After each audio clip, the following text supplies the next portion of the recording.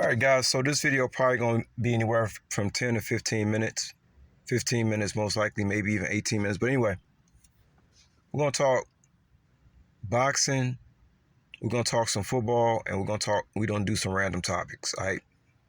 All right. So let's start with the boxing. I don't know about y'all, but I'm sick of the boxing game. I'm tired of it. I was actually looking forward to the Crawford Canelo fight, but I didn't even know it had went down until about 5 days after the fight had happened. I thought it was another weekend. I just forgot. Time moving by so fast, it didn't even come across my mind. Now, in my opinion, Canelo needs to retire.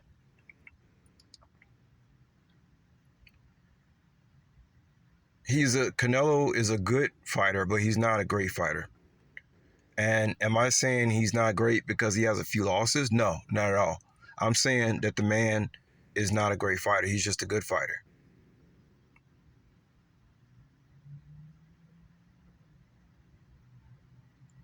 And the thing about him is that he's not even a purebred Mexican.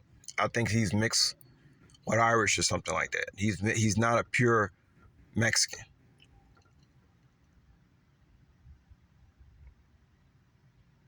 I can go back and I can look at old school Oscar De La Hoya fights, and they had like real Mexican fighters back in those days. Canelo is not on Oscar's level in the prime. Not even close. They have not been able to find, in my opinion, they have not been able to find a great Mexican fighter since De La Hoya. Why that is, I have no idea, man. I have no idea, honestly, guys. I don't know.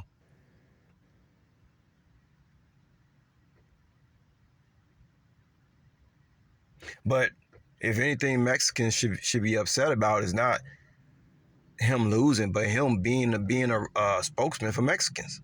Canelo. This is what I'm saying. If I was a Mexican, I'd be like, this man does not represent my people. I'm sorry, he's not a pure Mexican. That's what I would be like as a Mexican if I was Mexican. Like, you just picking anybody to represent our people. This man ain't no pure Mexican. Where y'all get this fool from? It really makes you ask question, guys, where they get these people from and why are they playing the roles that they playing when everybody's paying attention to them. It has a lot of variables to it that I'm not even able to cover all the variables. It maybe go so far even to the subconscious mind. You know, him having this reddish hair and I don't know, man. It's weird, y'all. It's just weird. And then the whole thing that the black guy is always beating the Mexican, right? And then you say, well, why can't they let a Mexican sometime? No, you can't let a Mexican sometime beat the black guy. You gotta create this hate. You can't have hate. If you have a Mexican win sometime, you can't have hate going. You can't have the feeling of hate going around. If you have sometime Mexican beat the black guy, no, you can't have that because that will cause peace.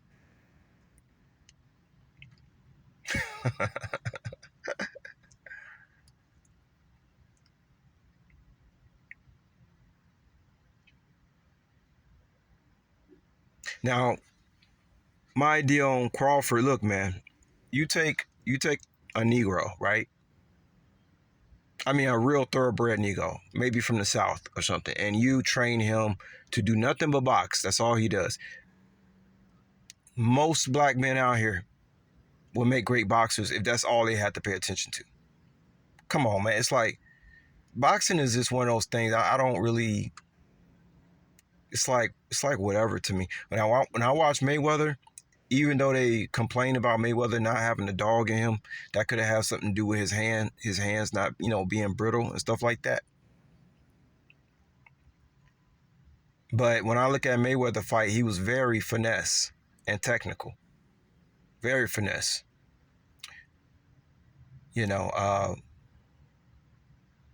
I can understand why people like Tyson and other people don't like Mayweather because they say he didn't have no dog in him.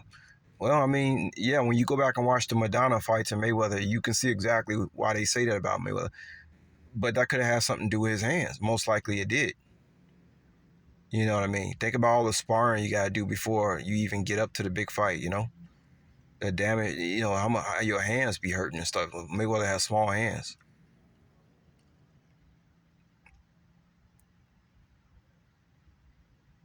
But it's so obvious how they create divisions and hatred out here. Imagine being a Mexican and you keep watching these fights and seeing a black person beat your kind. I mean, it's almost like you might see a black guy, say you're a Mexican, you might see a black guy you want to be friends with, but you can't be friends with him because you don't want to be a traitor to all those, hermanos and hermanas that you be watching the boxing on Saturday with the Coronas and the Modelos. And then next thing you know, you turn around, they see you hanging out with a black guy. No, you can't do that if you're Mexican. That's treason. You get ostracized if you do that. Or what if you are a Mexican woman who wants to date a black guy? Oh man, that would be some trouble, right? Were you supposed to hang with her, hang with her kind so you can go watch the fight? I tell you how, I actually watched the fight. Let me see. I had a Mexican friend back in the day. I went over to his house. We hung out. I'll never forget. That's when I figured out I knew how to throw a curveball. Long story. I think his son was over there, and I was pitching, playing with his son and stuff. But yeah, I had a couple of Mexican friends growing up. Even one of them invited me to his home, and I'm trying to think. Were we watching boxing that night? I can't even remember.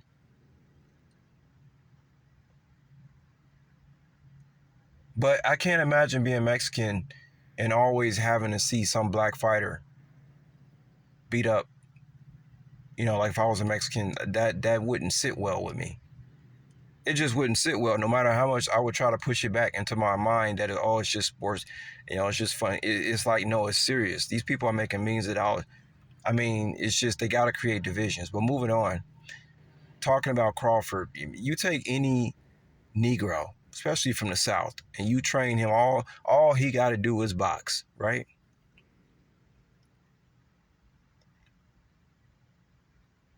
What about me?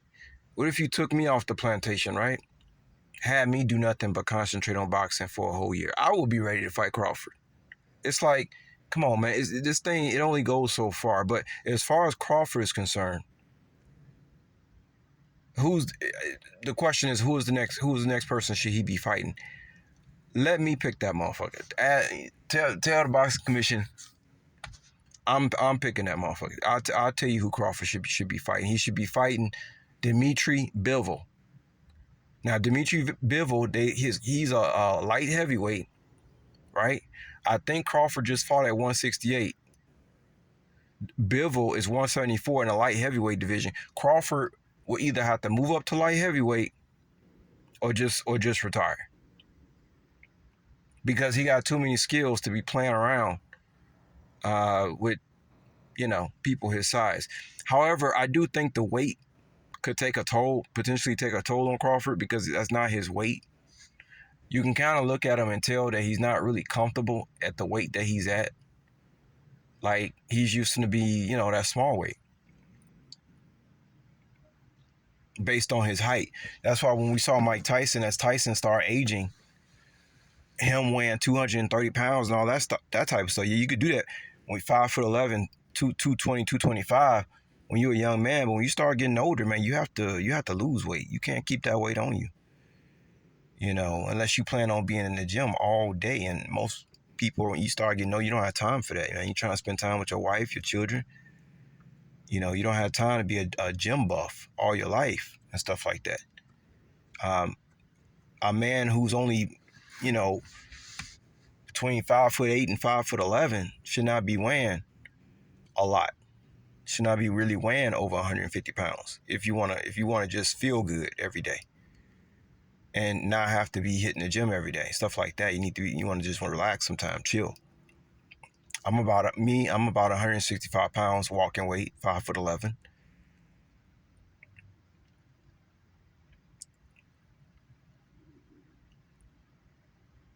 I say Crawford should fight Dimitri Bivol because Crawford, obviously his skills are too superior and Dimitri Bivol's skills are very superior. So to put two people together whose skills are superior. And whatever happens after that fight, Crawford should retire. Win or lose. If he loses to Bivol, he should retire. If he wins against Bivol, maybe a rematch, and then he should still retire.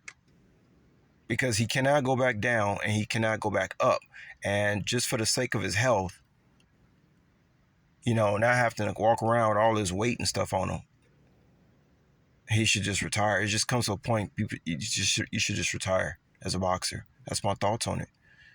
Give me Crawford versus Bivol. That's the one I would see. I would watch personally. I would pay pay-per-view to see that fight. The two most skilled boxers. That's it. And then Crawford should retire. That's it. Let's talk about football real quick, guys. So I didn't have a good week last weekend. Obviously, I wasn't really into it last weekend, guys. I think I only had posted 6 up on the board. I think only 2 were right or something like that. But I really wasn't into it. So what I'm gonna do this time, I'm just gonna show y'all what my 9-teamer looks like this weekend. This is a power move right here. This ticket I'm putting in this weekend it's a power move.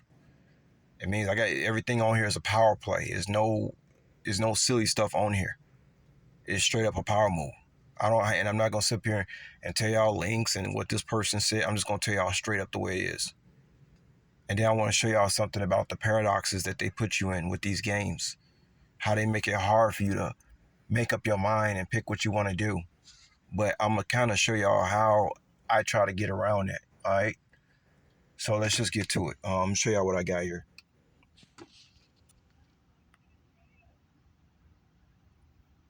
All right. If I can get a focus, please. All right, so we got this game. We got Oregon versus Penn State. It's a whiteout game. It's been a long time since we've seen that at Penn State. It's a night game. It's a primetime game. In primetime, I'm going to tell you guys straight up, I always take the dog. That's it. I'm not even going to discuss with you guys about this and that and that and this. It should be a close game. It should be a good game. It's in primetime, and I always take the dog in primetime. It's going to be a lot of hype around Penn State with that whiteout game in primetime. They've been waiting a long time for a whiteout game in Penn State in primetime. For y'all don't know who the whiteout game is, everybody wearing white. It looks crazy. People going to be hyped up. I expect it to be a close game. I'm taking the dog with Oregon. Moving on, we got the Colts are playing. Who are the Colts playing, y'all? Oh, the Rams. Okay. The Colts should be in this game. The Colts, I ain't playing around. Daniel Jones, the Colts, the running back. The Colts seem like they are back. The Rams a good team. But I expect the Colts to come out on top in this game. I'm taking the dog. Colts +3. Give me the points with the Colts. I don't see any reason not to. Not going to spend a lot of time with this, y'all. Moving on. Steelers at home versus the Vikings. The Vikings just beat down the Bengals, which is not, who cares. The Vikings put in, who they got back there? They got Carson Wentz. Like, where did this guy come from? Carson Wentz. What happened to J.J. McCarthy? I don't understand why he's out. I haven't done the homework, guys. I just know a few things. But look, when somebody beat down the Bengals, who cares? The Bengals defense sucks. We all know that. So I expect the Steelers to be in this game. I don't think the Vikings are a great team, guys. Even if they getting Jordan Addison back, they just seem like they got some identity issues. I love taking the Steelers in a dog role when they're a dog. Here's another game. It should be a close game. I got the Steelers come out on top. You get me? When I see Steelers +2, +3 at home, I'm going to take the Steelers every single time. Every single time. I'm going to take the Steelers as a dog. It's very possible the Steelers are actually a better team than the Vikings. It's possible.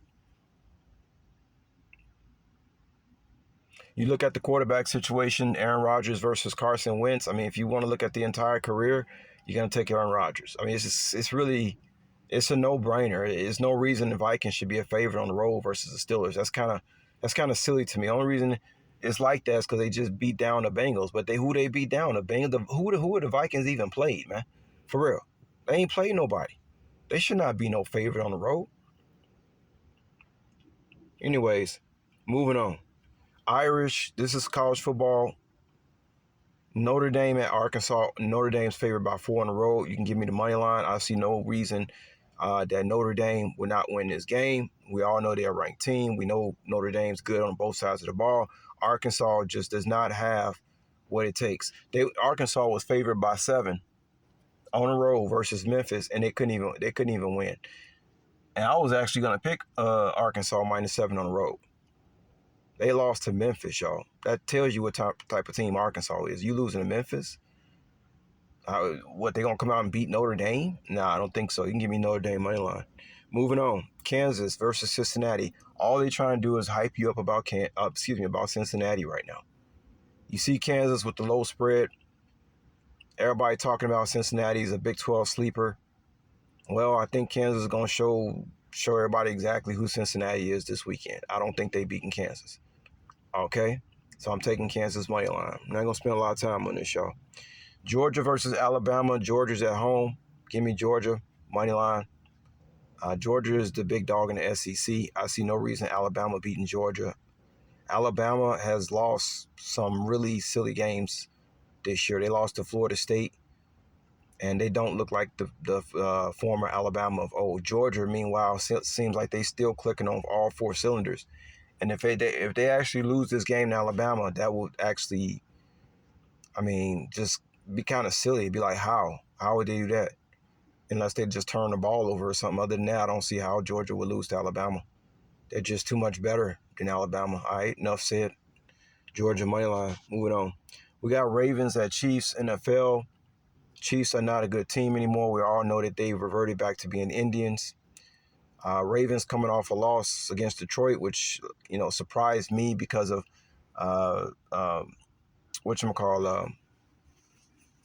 quarterback of Ravens, Jackson. His complete dominance over the NFC in his career had me shocked that he lost to the Lions. But the Lions are a good team, right? So expect the bounce back for the Ravens. This is pretty much a lock pick right here. Ravens over the Chiefs. I don't see the Ravens losing 2 games in a row. Okay? And they're just simply a better team than the Chiefs. I think we can all agree that. So Ravens money line. Moving on. We got the Eagles. Who are the Eagles playing, y'all?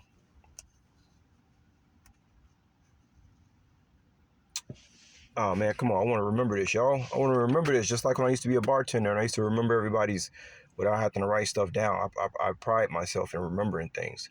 Who are the Eagles playing?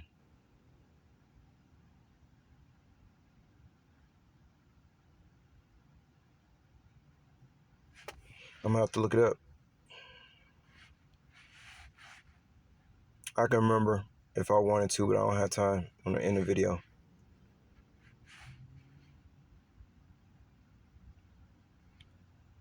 Oh, yeah, the Buccaneers. So the Buccaneers beat the Eagles last year. I don't think that's going to happen again, y'all. I see the Buccaneers are +3.5 at home. So Vegas is giving you juice. Everybody knows Tampa beat Eagles last time. I don't think it's happening this time, guys. All right. It's one of those situations with lightning not striking twice. I could be wrong, but I don't trust Tampa Bay being a +3.5 with that juice at home like that when they just beat the Eagles last season. I think the Eagles get payback and beat Tampa. It's the thing about the Super Bowl team. It'd be the team that beats the Eagles will be the team that you don't suspect. It's not going to be the team where everybody's saying, oh, they got a chance to beat the Eagles. That's not going to be the team that beat the Eagles.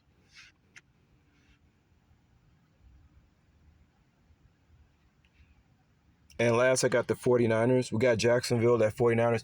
Guys, that Texans versus Jags game was ridiculous because Texans had beat Jags 12 out of the last 14 times, and Jags hadn't beaten Texans at home since 2017.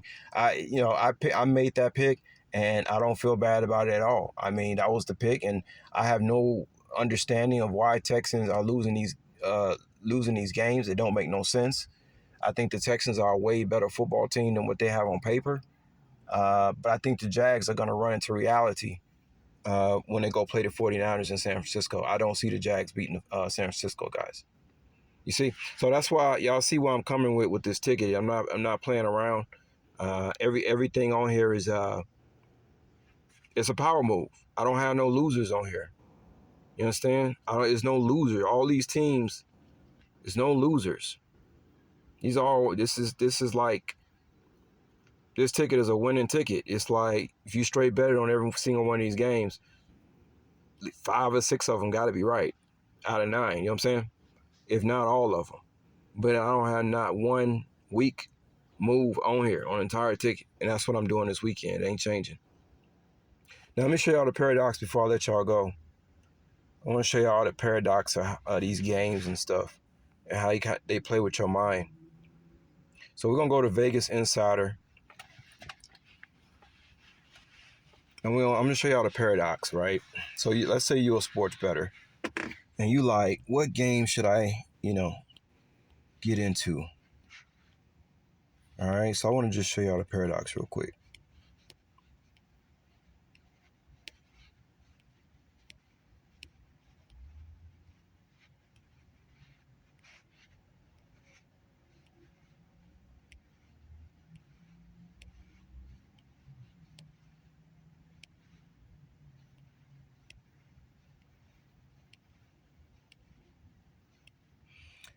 All right, so check out this paradox. So they know the games that everybody gonna be trying to bet on.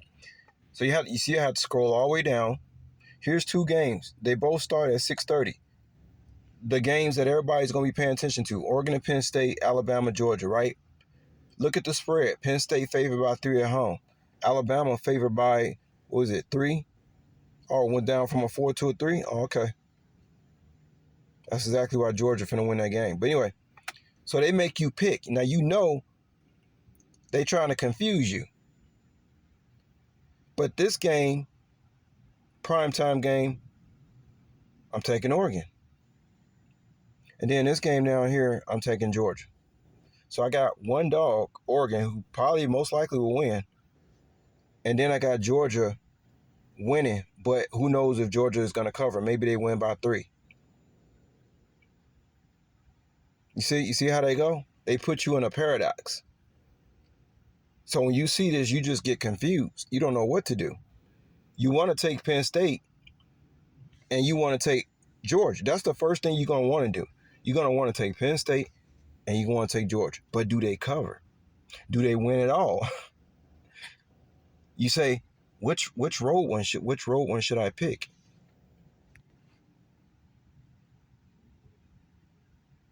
Guys, if Alabama beat Georgia, man, hey, hats off. You understand what I'm saying? All I can do is make picks, and that's it. It's a game, right? In quotation, a game. But Georgia's the top dog. They're the top dog in the SEC, and I don't see no Alabama beating Georgia unless there were turnovers, silly turnovers, or the refs helped out Alabama. That's it. Penn State, like I said, they haven't had a whiteout game in a long time. Gonna be a lot of hyped up people around that. But I see Oregon most likely winning that game. All right, so now y'all see that paradox. Let me show y'all the same type of paradox in the NFL. And this is why it's hard to pick these games. It's more than meets the eye.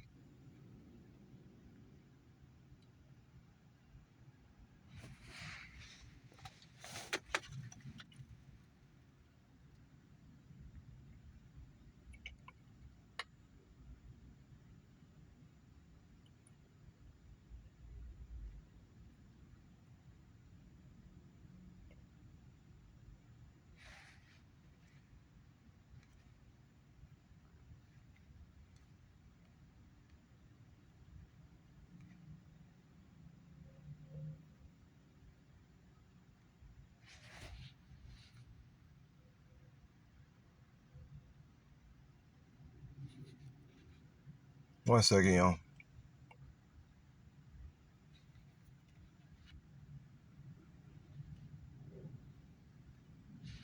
All right, so here's the NFL. And I'm going to show y'all the same paradox. The same paradox. So let's say you're a sports bettor.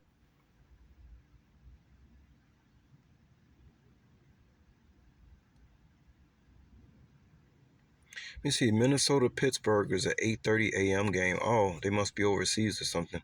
Yeah, I still got Pittsburgh winning that game. Don't matter. So I'm gonna show y'all the paradox with the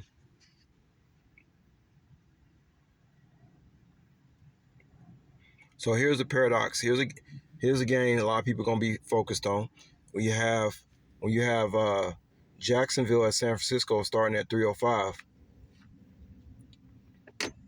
and then you had the Colts at LA starting at 305, and then you have the Rams favored by minus 3.5, and then you have San Francisco favored by minus 3. Don't that just remind you of the paradox we just seen in college football? Two games that everybody's gonna be paying attention to, same spreads, guys. You see the confusion? You don't know who's gonna cover. You don't know which team you should pick. You don't know how much money you should be laying down. It's very confusing. Okay. Now, basically, I just flip flop. If y'all remember, I picked Oregon. It's like the same slot. Like I was up here in the college part. I was on the top slot in the college pick, and I went Oregon, right, on the spread though, because they might win. They might win the game. On this slot, I'm taking the top slot and taking San Francisco money line, and then I come down here. If y'all remember, I chose who? It was Alabama and Georgia, and I went for Georgia money line, which represents the Rams on this slot, but I'm going with the Colts instead. You see how I flip flopped it, because I know exactly what they're trying to do with your mind. And nevertheless, whether I'm right or wrong about what I'm saying, guys, you see how I think. This is how I think, how I compartmentalize things, how I try to put the pieces together. Not only this, but in life, I try the best I can. I see the matrices. I see the patterns. Now, as far as me flip flopping it, is it like a superstitious thing? No, I actually don't believe that Jacksonville is going to go into San Francisco and beat the 49ers. So it's not like I'm just operating off pure superstition. I'm just looking how they put in the matrix. No, I don't think Jacksonville is better than San Francisco. All right. And the Colts, as far as me taking the Colts over the Rams, which represents that Alabama matrix, yeah, I think the Colts can beat the Rams. The Colts are on a mission. It seemed like what it seems. It's like they playing lights out, okay? And if the Rams do win that game, it's going to be a close. We all know it's going to be a good game, regardless.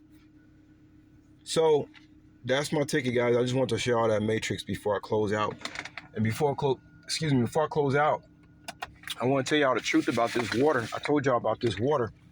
Now this is about day 3 or 4 of me drinking this water. I drink about, I don't know, about try to get about 80 ounces of water, so I'll drink about 2.5 bottles of this. Big difference, guys. You're gonna sleep better. I notice I don't get these little bags under my eyes when I drink this water.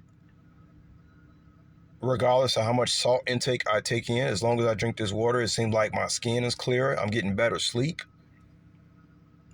I feel better. I feel more energy just from drinking this water, because this is real bottled water.